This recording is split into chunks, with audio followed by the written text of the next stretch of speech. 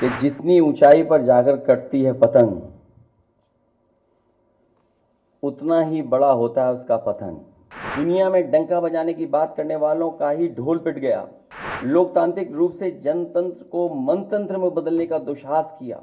भाजपा ने इन्हीं सब कारणों से देशवासियों की जिंदगी को खतरे में डाल दिया है। इंडिया की जीत देश और देश की जनता की जीत साबित होगी कि जितनी ऊंचाई पर जाकर कटती है पतंग,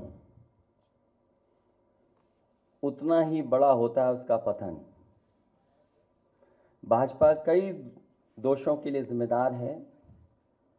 सामाजिक रूप से भाजपा ने देश में सौहार्द बिगाड़ा, व भाईचारा खत्म किया, जाति के खिलाफ जाति, संप्रदाय के खिलाफ संप्रदाय लड़वाया, संविधान द्वारा दिए गए आरक्षण को साजिशन खत्म करने के लिए बेरोजगारों से छल किया, पेपर लीक कराए, देश के लिए आगे बढ़कर लड़ने वालों की बहन बेटियों के लिए जानबूझकर अपने मंत्रियों से अपशब्द कहलवाए, महिलाओं के प्रति अपराध बढ़ाए, मणिपुर हाथरस महिला पहलवान, पिछड़े दलित अल्पसंख्यक व आदिवासियों पर अत्याचार और सबसे खराब व्यवहार किए जाने के लिए रिकॉर्ड बना।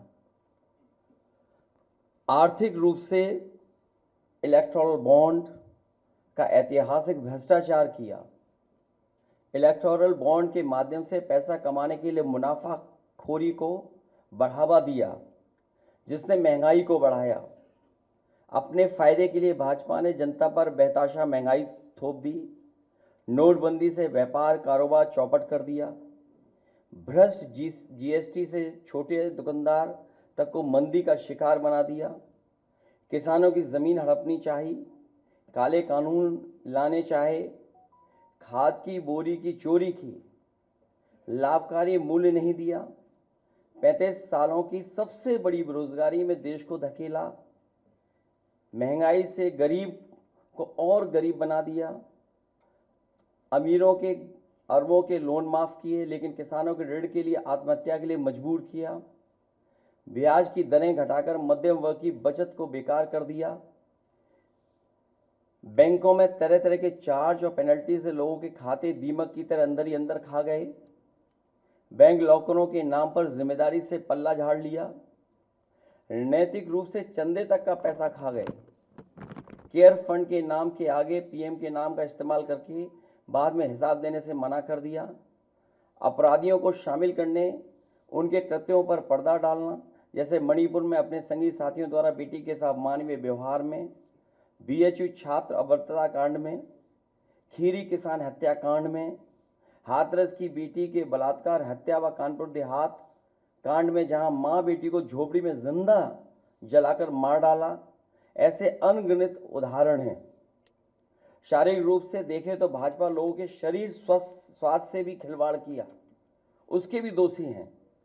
भाजपा ने बिना जांच परखे जानलेवा वैक्सीन लगवाई, कमीशन खाकर गलत दवाइयों को पास करके लोगों का जीवन खतरे में डाला। इसका सीधा असर जनता की सेहत पर पड़ेगा और आने वाली पीढ़ियों की तंदुरुस्ती पर भी। भाजपा पीढ़ियों पर प्रहार की दोषी भी है। मनोवैज्ञानिक रूप से लोगों के दिल और दिमाग में जानलेवा वैक्सीन लगवाने के बाद बीमार होने पर डर बैठा दिया।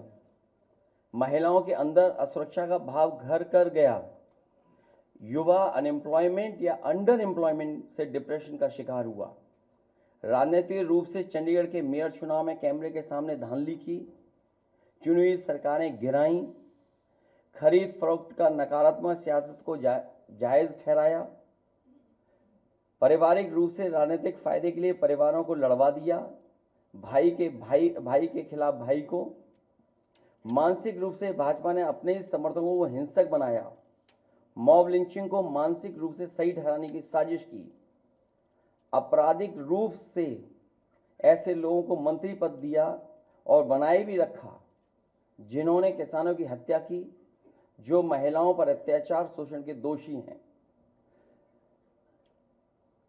न्यायालय तक में अपने लोग पिछले दरवाजे से सेट किए, न्यायाधीशों से खुलकर एक विचारधारा विशेष के लिए बयान दिलवाए, न्यायाधीशों को राजनीतिक पदों पर लालच देकर कानून तक को अपनी भ्रष्ट सोच से मैला कर दिया।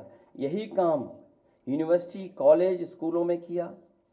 नौकरशाही में लेटरल एंट्री के बहाने यही धांधली की। योजना आयोग खत्म किया। ED, CBI, IT, income tax को सरकार बनाने, बचाने और चलाने के लिए इस्तेमाल किया। झूठे आंकड़ों से देश और दुनिया को छला, जिससे अंतर्राष्ट्रीय स्तर पर भारत को विकासशील देशों की श्रेणी से बाहर करने की बात से देश की शर्मिंदगी झेलनी पड़ी। विदेशों में बैठे भारतीयों को अपमान झेलना पड़ा। दुनिया में डंका बजाने की बात करने वालों का ही ढोल पिट गया। विकास व रोजगार के झूठे आंकड़े देकर ठगा। संवैधानिक रूप से संविधान को पहले कमजोर करने पर बदलकर धीरे धीरे खत्म करने की साजिश ही नहीं, अपने लोगों से शरेआम कहलवाया भी। लोकतांत्रिक रूप से जनतंत्र को मनतंत्र में बदलने का दुस्साहस किया। व्यक्ति को व्यवस्था से बड़ा बनाने और बताने का दुष्प्रचार कर लोकतंत्र की भावना का अपमान किया। चुनाव के नतीजों को कुछ भ्रष्ट मीडियाकर्मी और अधिकारियों की मिलीभगत से बदला भी और आगे भी इस चुनावी घपले को जारी रखने का षड्यंत्र रचा। भाजपा ने इन्हीं सब कारणों से देशवासियों की जिंदगी को खतरे में डाल दिया है।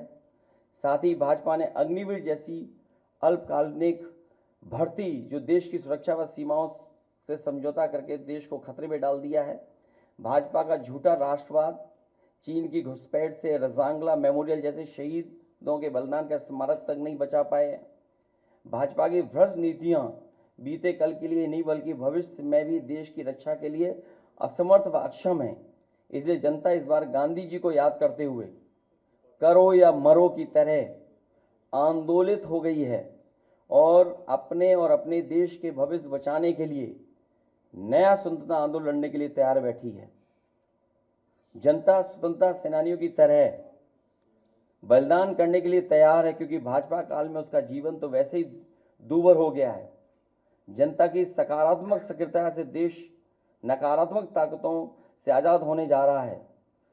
देश प्रेमी 140 करोड़ जनता की शक्ति के आगे भ्रष्ट और संकीर्ण सोच के चंद देश विरोधी लोग टिक नहीं सकते। देश का युवा फिर से कफन सर पर बांधकर कह रहा है, मेरा रंग दे बसंती चोला। मैं कहना चाहता हूं, इंडिया की जीत देश और देश की जनता की जीत साबित होगी। जय हिंद।